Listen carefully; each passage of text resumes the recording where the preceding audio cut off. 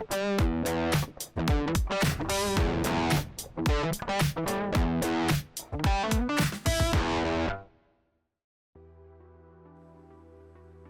guys, welcome back. Today the plan was to try and come up with a Grimdark Death Guard paint scheme for an upcoming project I have planned.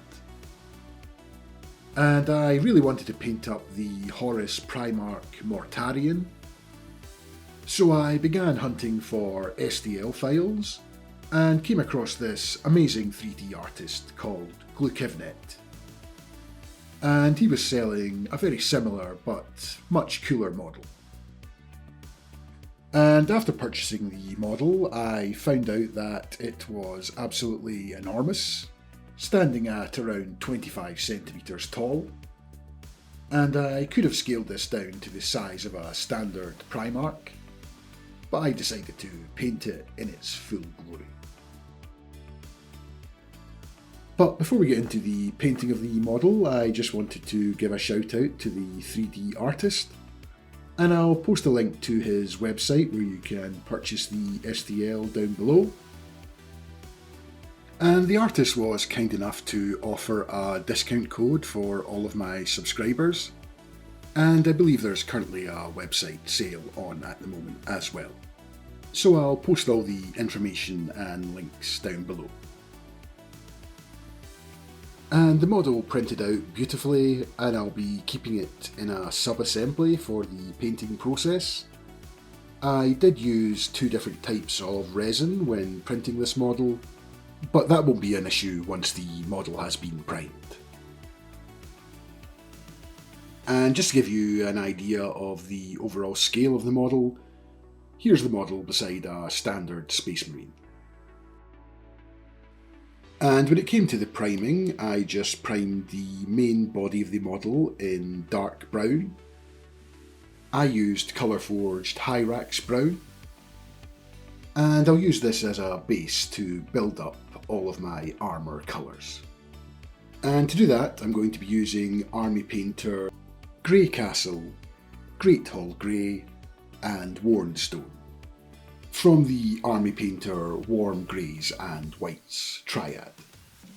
And I wanted to keep this paint scheme nice and simple, so I'm just going to be using a dry brush for this. And I'm just going to be taking the darkest colour in the Triad, and I'm going to stipple this on to 99% of the entire model, just leaving a little bit of the brown left in the darkest of recesses. And from there I'll just move up the Triad, covering a smaller surface area until I reach the brightest of highlights. And you don't have to worry about being too neat and tidy at this point, and it's not too much of an issue if the paint gets onto the rest of the trim. Just make sure that you cover all of the armour panels.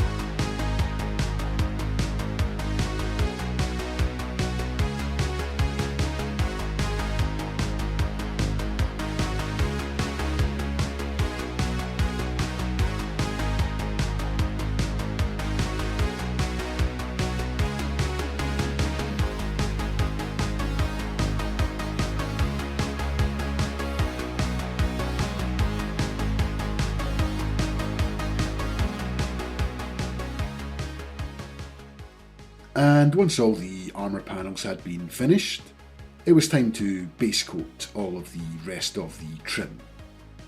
And I started this process off camera by painting in some black to all of the areas that I eventually want to be gold.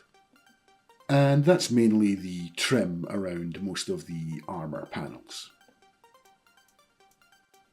And after that, I just used some Army Painter Terrestrial Titan and Brigadine Brown, using the Terrestrial Titan Purple to paint in all of the cloth and cape on the model, and then the brown to paint in all of the leather and brown parts.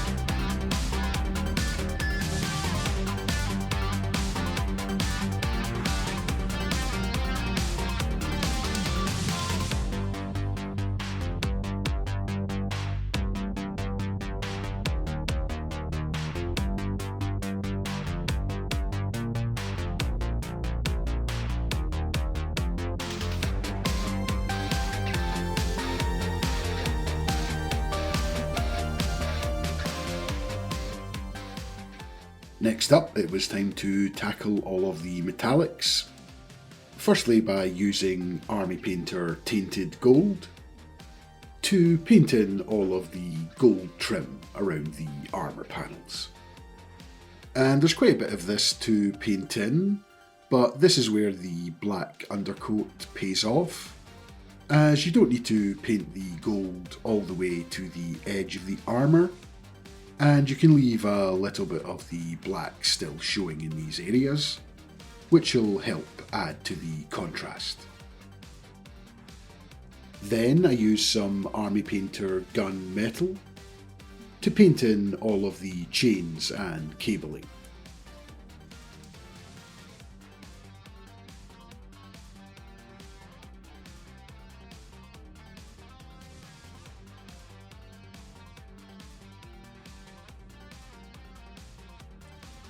Followed by some Army Painter Rough Iron, which I used to paint in the remainder of the metallic parts, which included the grenades, the orbs that are on the chest and weapon, the lanterns and large dangling balls that are on the cape, and also any of the remainder of the cabling that wasn't serrated. Next up, I wanted to highlight up all of the leather and wood areas, and I did that by firstly stippling on some Mournfang Brown, which will help add some texture and highlights to these areas.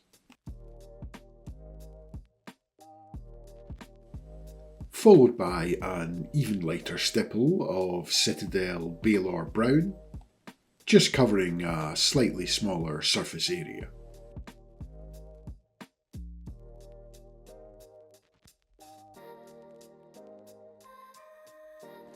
Next, it was time to tackle the face, and to do that I firstly gave the entire area a coat of moonstone skin, just leaving a little bit of the purple in the recesses.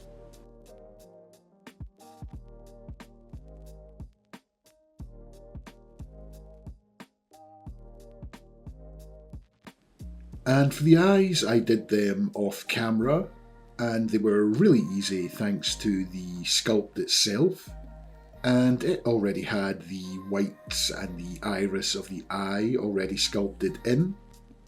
So I just painted them white and green respectively, and then used a fine micron pen to apply a small dot for the pupil. And after that I then applied a coat of deepkin flesh to highlight the skin on the face, again leaving some of the previous moonstone skin towards the recesses.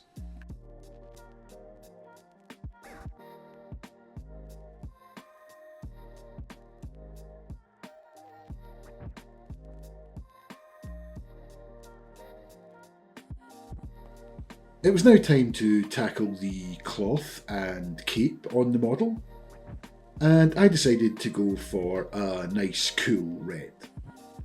And given the size of the cape, I decided to use an airbrush for this step, and I applied a coat of Army Painter Basilisk Red. And I just applied this to 90% of the cape, leaving the previous purple colour still visible in all of the creases and folds and recesses.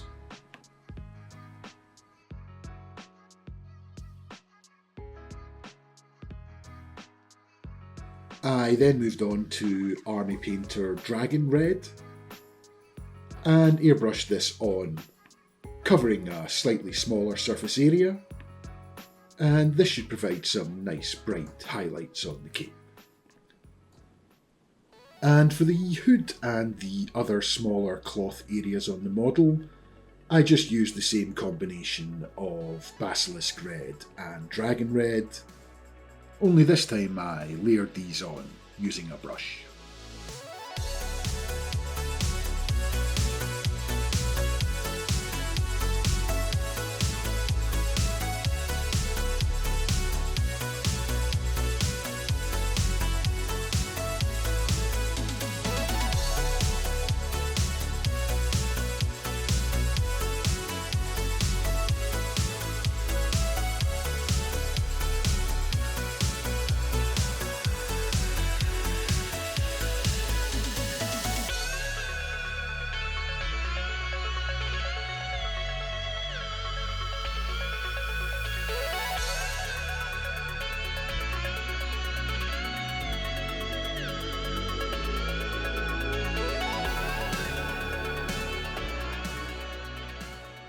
Now it was time to apply some shade to the model, and I'm going to be using one of my favourite 2-to-1 mixes of Villainy Inks, Goon's Grime and Ichor of the Damned, and I'm also going to be thinning this a little bit with some white spirits, with the rough ratio being about 2-to-1-to-2, and that's of the Goon's Grime, Ichor of the Damned and the white spirits.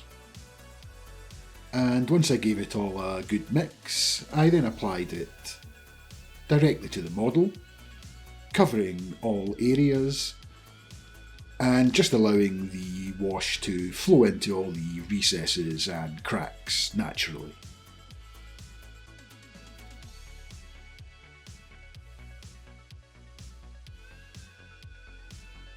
And then for the cleanup process, I use a Q-tip or a makeup sponge dipped in a little bit of white spirits, and just slowly and gently dab this on any of the raised and highlighted areas, and this will reactivate the wash and allow it to be soaked up into the Q-tip or makeup sponge. And I just repeat this process across the entire model. And the key here is just to be nice and gentle and don't be too aggressive with the Q-tips, as it will remove some of the paint. And after allowing that to dry overnight, the last step was to apply some rust effects. And to do that, I used some Dirty Down Rust, and thankfully this model had a bunch of battle damage already sculpted into the print, so it made this part fairly easy. And I just applied the Dirty Down to all of the pre-damaged areas, and in most cases applied 2 or 3 coats of the dirty down, and this really helps build up the rust effect.